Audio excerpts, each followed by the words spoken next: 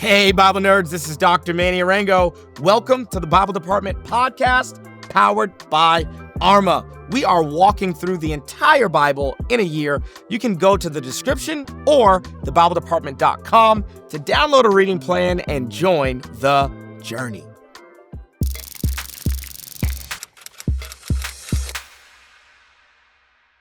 All right, let's dig into 2 Corinthians chapters 4, 5, 6, and 7. First thing I'm going to do is I'm going to give you context clues, okay? Back in 1 Corinthians, we really talked about eloquence, rhetoric, sophists, Greek philosophers who would travel and speak as public speakers and public orators. And really, that's gonna color a lot of what Paul is going to say in defense of his ministry. So that's the context for a lot of the content happening here in 2 Corinthians chapters 4 through 7. Now, before we really dive into that context, hey, make sure you do the reading for the day, okay? Don't use this as a substitute for doing the reading. Make sure that you read today's assigned reading on the Bible reading plan and then come back and watch this video to help you understand everything that you read. Now, there's a couple of things that the Corinthians would have assumed would be true of any traveling speaker. And what we have to realize is that they don't have a category for a Christian evangelist. Anyone who's making public speeches in public spaces is going to be judged as a professional Greek philosopher, traveling public speaker, rhetor, orator, or sophist. That is the only category that they have in their head. It's kind of like right now, my son, he's 2.5. He knows what lions are, but every time he sees a tiger, he just calls it a lion. And so I was trying to teach my son, hey, no, that's a tiger. And he'll say tiger a couple times, but then he'll see a tiger and he goes, lion. And I'm like, it's not a lion, buddy. It's a tiger. He calls cheetahs lions. He calls almost everything a lion that looks anything like a lion because he has a limited categories. For him, all big cats are lions. And so for the Corinthians, everyone who travels and speaks is a rhetor, is someone practicing rhetoric, is an orator, is a professional public speaker. And so there are a couple things that are true about people who would travel and speak in the Greco-Roman world as professional rhetors. And the first thing is they didn't have secular jobs. If you were good at public speaking, if you had a command of the Greek language and you were eloquent, then that's all you did. And so let's take a city like Corinth, right? Let's say the governing officials of Corinth wanted to levy taxes to pay for some new arena, right? They would hire like an orator or a public speaker to come into the city, and they would do 3 or 4 nights, and it would be sold out tickets, okay? Like packed house. They would do 3 or 4 nights arguing persuasively why the people of that city should actually give taxes for a new arena to be built. Okay, so public, like think about it, like me, you and I, we go home, turn on the TV, turn on Netflix or Hulu or Disney Plus or YouTube. Okay, none of those things exist in the ancient world, but going down to the amphitheater or a theater and listening to a professional orator, like give a persuasive speech about something, this is top tier entertainment. And for them, they just see Paul and they're like, oh, a lion. And Paul's like, I'm a tiger. And to them, they're like, nah, lion. We just don't have that many categories. So we're putting you in a category of a professional orator. And there's some tension with that because a professional orator is going to bend their message based on the audience. But Paul says, I'm not an orator. I'm actually a herald, and I don't get to change what I'm saying. A herald, here's a nerdy nugget, is someone in a war who was gonna run and herald the news of whether or not a particular side in that battle won or lost. A herald was also someone who would be sent from one military commander to another military commander, heralding information. And so a herald doesn't get to use liberty and freedom around what they are going to say. The good news is the good news. The gospel is the gospel. And so they are looking for someone who can kind of like get creative with their message. And Paul's like, no, I'm not creative with my message because I'm not an orator. I'm not a lion. I'm not that. I'm not a Greek orator. I'm not a rhetor. I'm not eloquent. And so these super apostles have essentially come in. These are really flashy, wealthy, itinerant speakers that have come in. And one of the things that they're saying about Paul is if he was really all that great, I mean, if he deserved to be the apostle here, then he would dress better, he would look better, and he would be more physically impressive. In the ancient world, remember, there are no microphones. So most people who are professional orators have a strong physical presence. They're tall, they've got a strong voice. And one of the things that these super apostles are saying about Paul is that he writes these bold letters, but when he's with us in person, he's meek and he's humble, and he's got a loud bark through these letters, but no bite when he's in person. He has no authority. He's not impressive when he stands before people. And so all that is context. Context clues and nerdy nuggets for what Paul's about to say in 2 Corinthians chapter 6. Here's what it says. As God's co-workers, we urge you not to receive God's grace in vain. For he says, in the time of my favor, I heard you. In the time of salvation, I helped you. I tell you, now is the time of God's favor. Now is the day of God's salvation. We put no stumbling block in anyone's path, so that our ministry will not be discredited. He's saying, hey, these super apostles are discrediting our ministry, but we intentionally don't put stumbling blocks so that our ministry can't be discredited. These people are lying to you. Rather, as servants of God, we commend ourselves in every way. So commend. What the Corinthians had probably written back in response to what these apostles are saying is, hey, have Paul provide some letters of recommendation, okay? Some letters of commendation. Get like Cephas or some of the real impressive apostles who walk with Jesus to like send Paul with some letters of recommendation since he wants to be your apostle.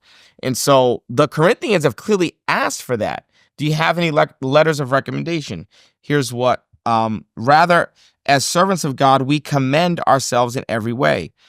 Here's how we commend ourselves: in great endurance, in troubles, hardships, distresses, in beatings, imprisonments, in riots, in hard work, sleepless nights, and hunger, in purity, understanding, patience, and kindness, in the Holy Spirit, and sincere love, in truthful speech, in the power of God, with weapons of righteousness in the right hand and in the left, through glory and dishonor, bad report and good report, genuine, yet regarded as impostors, known, yet regarded as unknown, dying, and yet we live on, beaten, and yet not killed, sorrowful, yet always rejoicing, poor, yet making many rich, having nothing, and yet possessing everything. We have spoken freely to you, Corinthians, and open wide our hearts to you. We are not withholding our affection from you, but you are withholding yours from us. As a fair exchange, I speak as to my children. Open wide your hearts also. Who has turned your hearts against us? Paul says, you want these impressive letters of recommendation? Guess what I'll boast in? I'll never boast in the fine clothes that I wear, or the fact that I don't have to get another job. Nope. I'll boast in this: beatings, imprisonments, riots, hard work, sleepless nights, hunger. I'll boast in all the things that these super apostles are actually saying are the reasons that you shouldn't trust us. That's the thing that I will continue to hold in front of your face and say to you, The actual thing that you want me to be ashamed of, the actual thing that you're ashamed of, is actually the thing that we are proud of. You're going to get that word again in chapter 3. If you go all the way back to chapter 3, verse 1, it says this: are we beginning to commend ourselves again? Or do we need, like some people, letters of recommendation to you or from you? You yourselves are our letter, written on our hearts, known and read by everyone. You show that you are a letter from Christ, the result of our ministry, written not with ink, but with the Spirit of the living God, not on tablets of stone, but on tablets of human hearts. You see, Paul is responding for their desire or their demand for letters of recommendation. Letters of recommendation would have been a very common thing in the ancient world. If a traveling sophist or traveling rhetor or traveling public speaker was traveling around, he would present letters of recommendation. So in context, what they're asking for is, hey, you look like a lion. We need you to act like a lion. Give us some letters of recommendation. And Paul's like, hey, open your hearts back. Like when we preached the gospel, it wasn't because we showed you letters of recommendation. The gospel message had power. You gave your life to Jesus.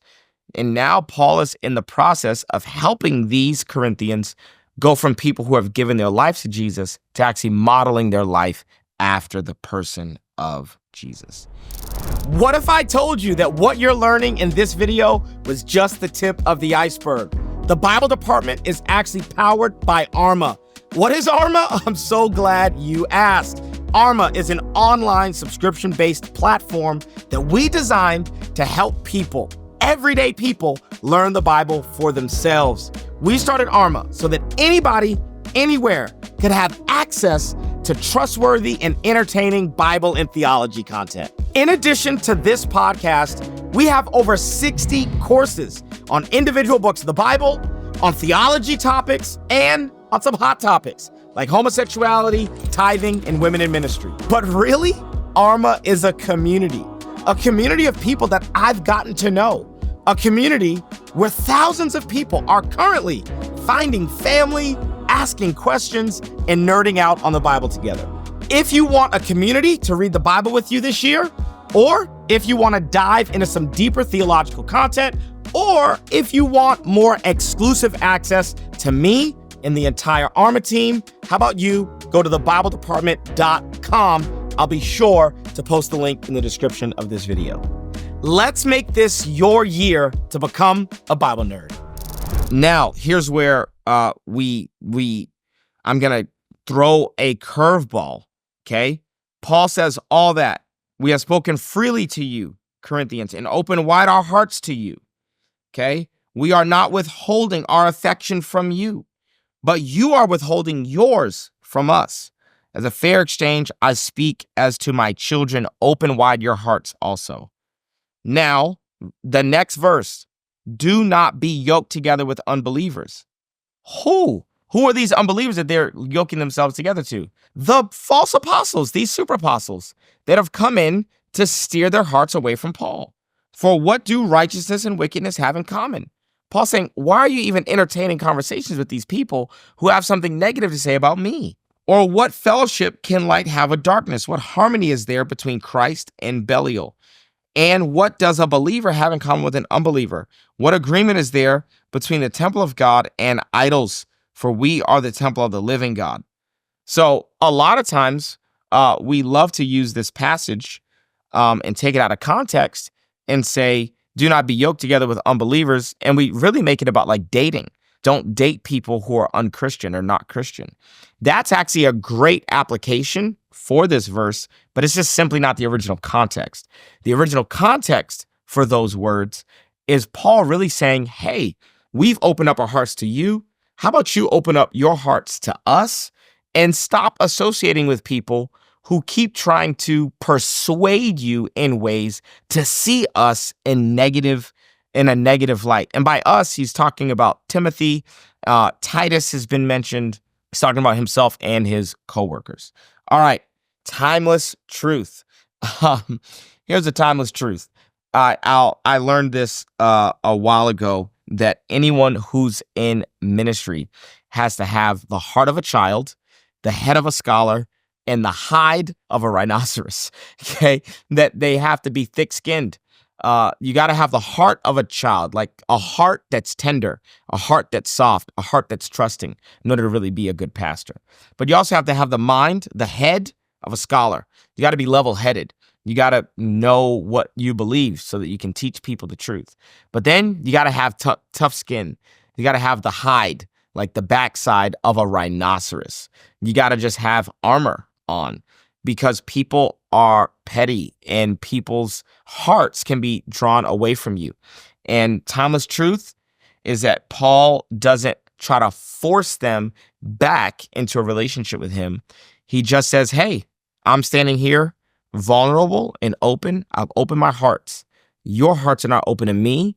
And he's affectionately trying to win them instead of trying to strong hand them. He's still talking in a tone that's authoritative, but instead of forcing them to try to submit, he's really trying to win them over with love and affection.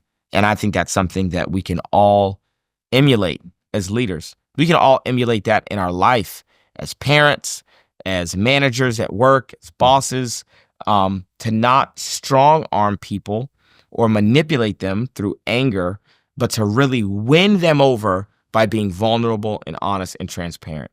And Paul's running a risk that he's going to open his heart towards them, but they're not going to open their hearts towards him. And that's the risk of being in ministry. That's why so many people leave the ministry, because dealing with people is difficult.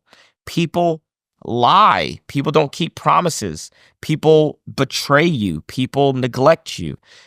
People aren't loyal. Like, people hurt pastors. I think in church, we only talk about church hurt in one direction: pastors who hurt people. But we don't really talk about the fact that there are lots of sheep that end up doing a lot of damage to a lot of shepherds. And both are true, and both are real, and both are legitimate. And so with that, we close 2 Corinthians chapter 4 through 7. I'll see you right here tomorrow for 2 Corinthians chapter 8 and 9. We're going to talk about money. We're going to talk about finances. And Paul has to breach the topic of finances with a group who's not necessarily open to hearing about anything, really. And so we'll talk about that tomorrow. I'm proud of you for getting through this Bible reading plan, and I'm proud of you for allowing me into that journey. Love you. I'm proud of you. I'll see you tomorrow. Peace. Thanks so much for joining us on the Bible Department podcast. If this episode was helpful, how about you leave a comment, share with a friend, and subscribe so that you never miss an episode. To learn more about the show, head to thebibledepartment.com. We'll see you right back here tomorrow.